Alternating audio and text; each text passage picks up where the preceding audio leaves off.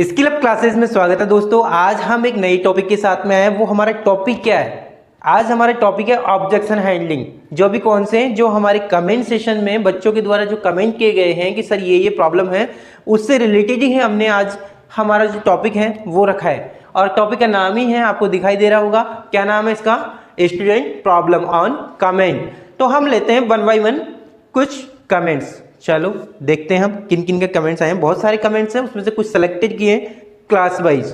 Okay, first जो comment आए हैं वो है रितिका रावत, क्लास 7 से रिलेटेड है और चैप्टर नंबर 4 का 4.1 का क्वेश्चन नंबर 6 है।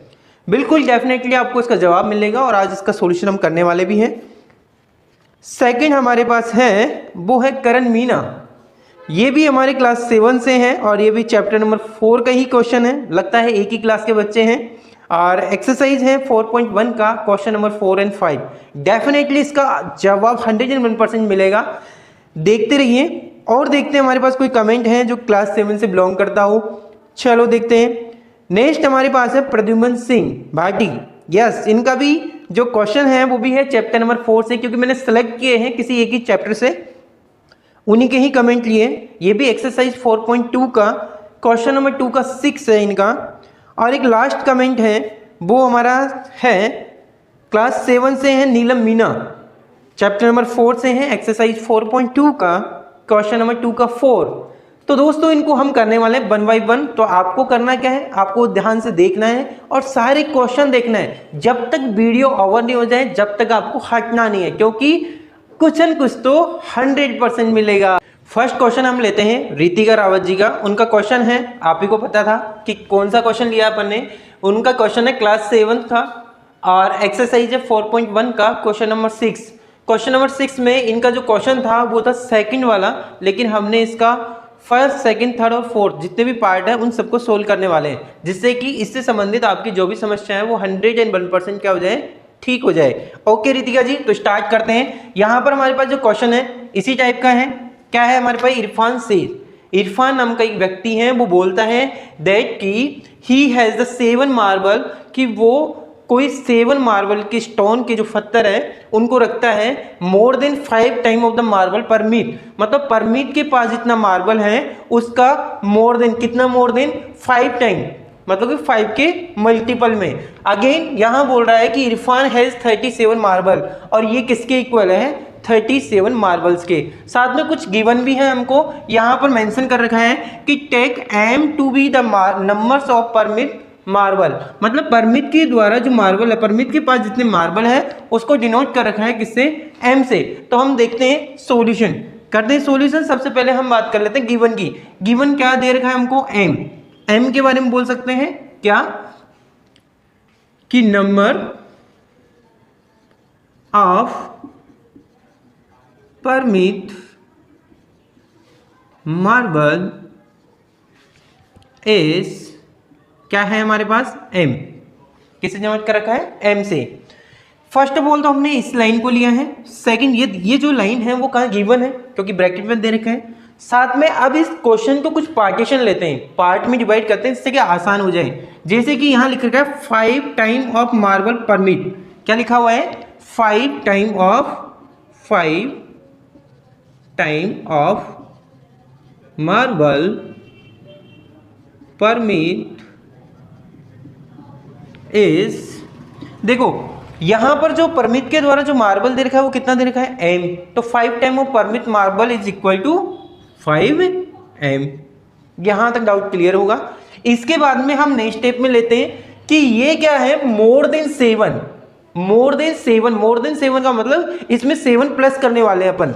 तो हम बोलते हैं इसमें क्या कि more than 7 of 5 time of marble permits. तो हमारे पास जो मिलेगा वो क्या मिलेगा? हमारे पास मिलेगा 5m प्लस के 7। जैसे जैसे क्वेश्चन में गिवन है वैसे वैसे हम नोट करते जा रहे हैं और इसको इस इक्वेशन की फॉर्म में हम चेंज करने वाले हैं। देखो वापस से एक बार वो रीड करते हैं। अगर क्वेश्चन समझ में नहीं आए तो बार बार आपको रीड करना है ध्यानपूर्वक, ठीक है, यहाँ पे लिखा हुआ है इरफान सेज, इरफान कहता है, क्या कहता है कि he has the 7 marble more than the 5 time of marble permit. मतलब कि ये इरफान के पास में जो मार्बल हैं वो कितने दे रखे हैं, 37, और ये 37 किसके इक्वल है, 5 type of marble permit plus 7। It means हमारे पास जो आंसर मिलने वाला है, so we can say that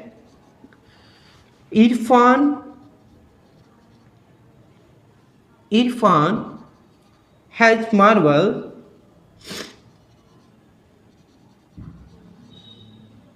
marbles is equal to, किसके इक्वल होगा, ये होगा हमारे परमिट के मार्बल के, किसके, 5m प्लस के 7। और हमको ऑलरेडी गिवन है क्या, इरफान हैज़ 37 मार्बल। क्या पता है हमको कि Irfan has 37 marbles. So put the value of Irfan marbles in this equation, then we can easily find out कि 37 is equal to 5m plus के 7। तो हमारे पास जो इक्वेशन मिली है वो क्या मिली है, 37 इक्वल टू 5m प्लस के 7। इसी इक्वेशन को अगर हम LHS वाले पार्ट को इधर राइट हैंड साइड की तरफ और RHS वाले पार्ट को लेफ्ट हैंड साइड भी अपन लिख सकते हैं, क्योंकि बीच में साइन किसका है, इक्वल का। तो हमारे पास जो इक्वल में जो इक्वेशन मिलेगी वो हमें क्या मिलेगी, ये वाली, और हम इजी तरीके से हम इसको सोल्व कर सकते हैं। तो डेफिनेटली इस क्वेश्चन से संबंधित आपको कोई समस्या होगी नहीं, फिर भी अगर कोई प्रॉब्लम होती है तो हमें कमेंट करके जरूर बताएं। अभी हम सेकंड क्वेश्चन की ओर जा रहे हैं। क्वेश्चन नंबर जो सेकंड है हमारा, वही हमारे पास रितिका का जो क्वेश्चन था, क्वेश्चन नंबर 6 का हम सेकंड पार्ट ले रहे हैं। इस क्वेश्चन में है क्या, इस क्वेश्चन को भी देखते हैं हम। लक्ष्मी एक व्यक्ति है, कोई लक्ष्मी व्यक्ति मान सकते हैं, कोई भी हो। उसके जो फादर हैं उनकी एज क्या है, 49 ईयर। तो यहाँ पर क्वेश्चन क्या है, Lakshmi's father is 49 year old and he is 4 year older than 3 time Lakshmi's age. मतलब जो लक्ष्मी की जो एज है उसका 3 टाइम कर दें, हम क्या कर दें, 3 टाइम कर दें, और साथ में अगर इसमें 4 ऐड करें तो हमारे पास जो एज मिलेगी वो किसकी मिलेगी, उनके फादर की। और साथ में आपको क्या दे रखा है, साथ में दे रखा है हमको ये देखो, यहाँ पर टेक लक्ष्मी एज ऑलरेडी दे रखी है हमको कि उसकी जो एज है उसको क्या मानना है हमको, वाई। तो हमने वाई लिया, तो हमारे पास क्वेश्चन बहुत ईजी हो गया। हमारे पास जो क्वेश्चन था उसमें क्या था कि लक्ष्मी की एज तो क्या है, वाई है। अगर लक्ष्मी की जो भी एज है उसको अगर 3 से मल्टीप्लाई कर दें और उसमें अगर 4 को ऐड कर दें तो हमारे पास जो एज मिलेगी वो किसकी मिलेगी, लक्ष्मी के फादर की। बस यही क्वेश्चन था और इसी को हम सोल्व करने वाले हैं आसान तरीके से। सबसे पहले हम करते हैं सॉल्यूशन, और सॉल्यूशन में सबसे पहले हम क्या लिखने वाले हैं, जो हमको गिवन है। गिवन क्या है, लक्ष्मीज एज। तो हम लिख सकते हैं क्या कि लक्ष्मी, क्या लिखने वाले हैं यहाँ पे हम, लक्ष्मीज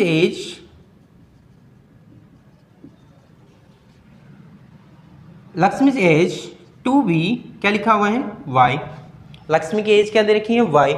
नेक्स्ट प्रोसेस में हम क्या करते हैं, जो भी हमारे पास स्टेटमेंट है किसका, क्वेश्चंस का, उसको हम क्या करने वाले हैं, सेपरेट करने वाले हैं कुछ टुकड़ों में करके और आसान करने वाले हैं। देखो यहाँ लिखा हुआ है 3 टाइम ऑफ लक्ष्मीज एज, तो यहाँ लिखने वाले नेक्स्ट स्टेप में क्या, 3 टाइम्स ऑफ लक्ष्मी एज। अब लक्ष्मी की एज गिवन है already y, and we can say about the 3 time of Lakshmi age equal to 3y। Yes, then इसके आगे हम सेपरेट में एक तो हमने ये वाला किया है। अब करने वाला क्या है कि अगर he has 4 year older than 3 time of Lakshmi age, इस पूरे सेंटेंस को हम काम में लेते हैं। इस पूरे सेंटेंस को काम लिया तो हमारे पास क्या मिला कि 4 ईयर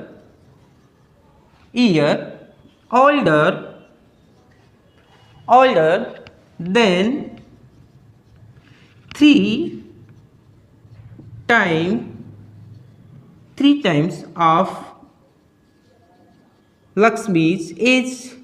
आपको पता है ये 3 times of Lakshmi age, it means 3y, और इसमें क्या करने वाले हैं अपन, 4 ईयर ओल्ड। इट मीन्स इसको करने वाले ऐड, तो हमारे पास टोटल क्या मिल जाएगा 3y प्लस के 4। अब बेटा ये भी दे रखा है आपको 3y प्लस के जो 4 है वो किसके इक्वल है, फादर्स की एज के इक्वल है। तो हमारे पास इक्वेशन मिल गई। कैसे मिलेगी देख लेते हैं। गिवन है हमको क्या, फादर एज क्या दे रखी है आपको 49। अब ये सारे के सारे स्टेटमेंट, इनसे हमको पता लग रहा है क्या कि जो फादर की जो एज है वो किसके इक्वल है, इस स्टेटमेंट के इक्वल 3y प्लस के 4 के। तो वी कैन से इजिली, तो हम क्या बोल सकते हैं, वी कैन से, हम बोल सकते हैं, क्या बोल सकते हैं, 3y प्लस के 4 is equal to 49 is a equation. ये हमारा क्या हो जाएगा आंसर। कितना इजी था, हमने कुछ भी नहीं किया इस क्वेश्चन में, केवल हमने समझा है, छोटे छोटे सेपरेट किए हैं इसमें, जिससे कि इजी तरीके से हम समझ सके। इतना सा इजी पैटर्न था। फिर भी अगर इस क्वेश्चन में कोई भी डाउट रहता है, कोई भी समस्या रहती है, तो वापस से आप कमेंट कीजिएगा। अभी हम थर्ड वाले क्वेश्चन पे पहुंचे हैं, जो कि रितिका का क्वेश्चन था, क्वेश्चन नंबर 6 का थर्ड पार्ट। इस वाले क्वेश्चन को हम देखते हैं कि क्या है। सबसे पहले क्वेश्चंस को सही से देखना जरूरी है, समझना है, ऑब्जर्व करना है, उसके बाद में ही उसका आंसर सोल्व करना है। ठीक है, यस। तो हमारे पास जो क्वेश्चन है वही है, हमें इक्वेशन की फॉर्म में कन्वर्ट करना है इसको। और यहाँ पर क्वेश्चन क्या है, थर्ड वाला, the teacher tells the class. एक टीचर है जो क्लास में बोलता है, क्या बोलता है देख लेते हैं क्या बोलते हैं, दैट की द हाईएस्ट मार्क ऑब्टेन, कि कोई एक स्टूडेंट ऐसा है जिसके हाईएस्ट मार्क मिले हैं उसको, कि the highest mark obtained by a student in her class is twice the lowest mark plus 7। It means ऐसा बच्चा जिसको हाईएस्ट मार्क मिले हैं वो किसके इक्वल है, ट्वाइस ऑफ लोवेस्ट मार्क। मतलब एक ऐसा बच्चा जिसको सबसे कम नंबर मिले हैं, उसको अगर डबल कर दिया जाए, मतलब उसको 2 से मल्टीप्लाई कर दिया जाए और उसमें 7 ऐड कर दिया जाए, तो जो उसकी वैल्यू है वो मिल जाएगी। साथ में ये भी दे रखा है द हाईएस्ट स्कोर, मतलब कि जो हाईएस्ट जिसको नंबर मिले जिस बच्चे को, वो स्कोर भी दे रखा है आपको कितना, 87। बस हमको करना कुछ भी नहीं है, ये समझ में आ गया कैसे, कि एक बच्चा है, टीचर क्लास में बोल रहा है कि भैया आपकी क्लास है, उसमें एक बच्चे के जो नंबर मिले हैं उसको 87 नंबर मिले हैं, और जो लोवेस्ट, जो यहाँ पे लोवेस्ट मतलब सबसे कम नंबर वाला जो स्टूडेंट है, उसको जो नंबर मिले हैं वो किस तरीके से मिले हैं, अगर उसके नंबर को किससे मल्टीप्लाई कर दें, 2 से मल्टीप्लाई कर दें, और साथ में क्या ऐड कर दें, 7 ऐड कर दें, तो जो हाईएस्ट स्कोर है वो हमें मिल जाएगा। बस ये जो समझ में आया वही हमें क्या करना है, सोल्व करना है। चलो करते हैं। सबसे पहले हम क्या करेंगे देख लेते हैं, take the lowest score to be L, मतलब कि क्वेश्चन में ही गिवन है कि जो मिनिमम जो बच्चे को जो नंबर मिले हैं उसको हमको किससे डिनोट करना है, एल से। तो हम एल से डिनोट कर देते हैं। तो हम बोल सकते हैं क्या कि the lowest score to be क्या है, एल। ये हमने ऑलरेडी कहाँ से लिया है, क्वेश्चन से लिया है। ठीक है बेटा, इसके बाद में हम क्या करने वाले हैं, इसको अलग अलग हिस्सों में करके और इसका आंसर देने वाले हैं। कैसे, सबसे पहले हम बात कर रहे हैं किसकी, हाईएस्ट स्कोर की बात कर लेते हैं। तो हम लिख देते हैं यहाँ पे, क्या लिखते हैं हम यहाँ पे, द हाईएस्ट स्कोर इज, कितना है हमारे पास 87, कितना है हमारे पास 87। तो ये हमारी लाइन कंप्लीट हो चुकी है। अब नेक्स्ट स्टेप में हम क्या करते हैं, यहाँ पे देखो कि twice the lowest mark plus 7। अब लोवेस्ट मार्क हमारे पास क्या है, एल, और उसको हम ट्वाइस कर दें और उसमें प्लस का 7 कर दें, तो हमें क्या मिलेगा देख लेते हैं हम। तो हम लिख लेते हैं यहाँ पे भी कि ट्वाइस, क्या लिखेंगे, ट्वाइस द लोवेस्ट, अच्छा लोवेस्ट मार्क आपको पता ही है क्या है, एल है, लोवेस्ट मार्क्स प्लस क्या करेंगे हम 7। तो हमें क्या मिलेगा, हमें मिलेगा 2 इंटू एल प्लस का 7। कितना ईजी हो गया, हमें क्या मिल गया जो इसमें दे रखा है। देखो क्या लिखा हुआ है यहाँ पे, twice the lowest mark plus 7। ये जो पूरी लाइन थी, ये वाली स्टेटमेंट था, उसको हमने क्या किया, उसको हमने इस फॉर्म में चेंज कर दिया। यस, अभी हमको करना क्या है, जो ये वैल्यू है वो किसके इक्वल है, इस हाईएस्ट मार्क के। हो गया आंसर। देख लेते हैं कैसे। देखो वापस से देखो, एक टीचर है जो क्लास में बोलता है कि highest mark obtain bye a student, उसके द्वारा हाईएस्ट मार्क जो प्राप्त हुए हैं वो कैसे हुए हैं, twice the lowest mark of +7। तो हम बोल सकते हैं कि हाईएस्ट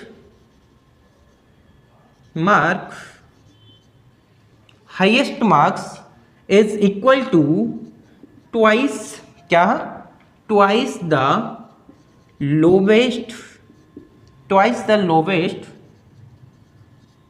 मार्क +7। ये था स्टेटमेंट। बस इसमें वैल्यू रखना है और आंसर आ गया। देखो यहाँ पे इसकी वैल्यू कितनी दे रखी है आपको, यहाँ से लेंगे इसकी वैल्यू कितनी आ रही है, 87 is equal to twice the lowest mark of plus, it means 2l plus के 7। तो हमें क्या मिल गया, 2l प्लस के 7। ये इक्वेशन बन गई। अब इक्वेशन में देखो यहाँ इक्वल का साइन है, और इक्वल का साइन है तो आपको पता है कि LHS को RHS के रूप में और RHS को LHS के रूप में लिख सकते हैं। आंसर तो हमको ये मिल गया, लेकिन हम इसको ऐसे भी लिख सकते हैं, कैसे कि 2l प्लस के 7 इज इक्वल टू 87। इससे आगे सोल्व नहीं करना, क्योंकि हमें क्या करना है, इक्वेशन में कन्वर्ट करना है। क्वेश्चन में यही है कि हमको इक्वेशन में कन्वर्ट करना है। I hope all the student are easily, बहुत ही ईजी तरीके से इसको समझ चुके होंगे। फिर भी अगर कोई डाउट लगता है तो आप हमें वापस से कमेंट करके 100% बताएं, वापस से हम डाउट क्लियर करने वाले हैं। अभी हम पहुंचे हैं लास्ट वाले क्वेश्चन की ओर, उसको भी देख लेते हैं एक बार, देखते हैं हम क्या है। यहाँ पर हमारे पास क्वेश्चन नंबर 6 का जो लास्ट क्वेश्चन है वो भी बहुत ईजी है, देख लेते हैं। एक कोई ट्राइंगल दे रखा है, इन्हें एक ट्राइंगल दे रखा है, कौन सा, आइसोस्केलेन ट्राइंगल दे रखा है, और the vertex are angles is twice to either base angle. It means कोई हमारे पास कोई ट्राइंगल दे रखा है, कुछ इस टाइप का ट्राइंगल दे रखा है, और उसमें जो वर्टेक्स वाला, मतलब कि वर्टेक्स मान ये वाला हमको ले लेते हैं, A B और C ले लेते हैं। इसका जो वैल्यू है वो ये जो बेस वाले एंगल है उनसे क्या है, ट्वाइस है, मतलब कि डबल है। तो हम बोल सकते हैं, और साथ में हमको क्वेश्चन में क्या गिवन है वो भी देख लेते हैं कि ये तो क्वेश्चन समझ में आ गया हुआ। ऐसा कोई ट्रायंगल है जिसका क्या होगी, दो कोई साइड्स इक्वल है, इट मींस दो एंगल भी इक्वल होंगे। ये दोनों एंगल इक्वल है, इनको बोलते हैं बेस एंगल, और ये हो गया वर्टेक्स एंगल। ओके, इसके बाद में आपको क्या दे रखा है, द बेस एंगल भी बी, और साथ में मान रखा है कि बेस एंगल है वो क्या दे रखा है, बी। इट मींस ये भी होगा और ये भी होगा। अगर ये भी होगा ये भी होगा तो ये जो ऊपर वाला होगा वर्टेक्स वाला एंगल वो क्या हो जाएगा अपने आप ही, 2b हो जाएगा। क्यों होगा, क्योंकि ट्वाइस दे रखे हैं। साथ में हमको ये ऑलरेडी पता है, लेकिन फिर भी हमको गिवन है क्या है, sum of angle of a triangle is 180। हमको ये पता है कि कोई भी ट्रायंगल हो उसके अगर एंगल्स का सम करें तो कितना आएगा, 180। बस इतना सब कुछ पता है तो हम करने वाले हैं सोल्व। कैसे करेंगे देख लेते हैं। सबसे पहले हम क्या करते हैं, सेपरेट वाले पार्ट को देखते हैं, कैसे देखते हैं। यहाँ पे लिखा हुआ है उसी को लिख लेते हैं, क्या है, the base angle B. Second हमें क्या दे रखा है, बेस एंगल बी दे रखा है। सेकंड जिसे बेस एंगल बी दे रखा है तो हमें वर्टेक्स एंगल का पता लग जाएगा। तो now vertex angle twice the base angle. हमको ये पता चली गया कि जो हमारे पास वर्टेक्स एंगल होगा वो किसका, बेस एंगल का डबल होगा। इट मींस ये कितना मिल जाएगा, 2b। यस मिलेगा, बिल्कुल मिलेगा। साथ में हमको क्या गिवन है कि total sum of triangles, angles की बात करें तो हम बोल सकते हैं क्या, सम ऑफ, क्या दे रखा है हमको, sum of angles of a triangle is equal to 180 degree. ये भी आपको गिवन है कि sum of the angle of triangle कितना दे रखा है, 180। ये भी यहाँ से गिवन है। अगर ये सब कुछ ही पता है आपको, ये भी मिल गया ये ट्रायंगल का, इस ट्रायंगल में ये वाला बी है, ये बी है, और ये क्या है 2b, और तीनों को, चारों को, ये 2b को और b को और b को, इन तीनों को अगर ऐड कर दिया जाए तो वो किसके इक्वल होगा, 180 डिग्री के। बस कर देते हैं, करते हैं इसको सोल्व। सो हम लिख सकते हैं, so sum of angles of a triangle will be, क्या होगा हमारे पास, b प्लस के b प्लस के 2b। और ये किसके इक्वल है, ये इक्वल ऑलरेडी दे रखा है अपन को, किसके इक्वल, 180 डिग्री के। तो हम बोल सकते हैं क्या कि b प्लस के b प्लस के 2b is equal to 180 degree. हो जाएगा अपने आप इक्वल। क्यों, हमें पता है, किससे पता है, y the definition of triangle. Definition बोल सकते हो आप इसको। ट्राइंगल्स के लिए आप डेफिनेशन का भी यूज़ कर सकते हो और साथ में एंगल प्रॉपर्टी का भी यूज़ कर सकते हो, क्योंकि ट्राइंगल में हमेशा ऐसा होता है। तो हम इसको ऐड कर दें तो क्या मिलेगा हमको, 4b इज इक्वल टू क्या मिल जाएगा, 180 डिग्री। और ये मिल गया हमको एक शानदार इक्वेशन। ध्यान रखिएगा जब भी हम इसकी बात करें 180 की, तो 180 के साथ में डिग्री लगाना ना मत भूलना। एक तो डिग्री लगाना बहुत इंपॉर्टेंट है ना। तो एक तो हमको करना क्या है, डिग्री का ध्यान रखना है, एक हमको वर्टेक्स का ध्यान रखना है, एक हमको बेस का ध्यान रखना है। आइसोस्केलेन ट्राइंगल की कंडीशन होती है कि दो साइड्स इक्वल होगी, जो दो साइड्स इक्वल होगी उसके जस्ट अपोजिट साइड के एंगल इक्वल होंगे। इस साइड का ये वाला एंगल, इस साइड का ये वाला एंगल, ये दोनों इक्वल होंगे, तो हमने इक्वल लिखा और एक ट्राइंगल बन गया। आई होप इस तरीके से हम बहुत ही ईजी तरीके से इस क्वेश्चन को सोल्व कर सकते हैं। फिर भी अगर एनी कोई डाउट आता है तो आपको करना क्या है, कमेंट सेक्शन में हमें कमेंट करना है और ऐसे ही क्वेश्चन बहुत सारे लेके आने हैं।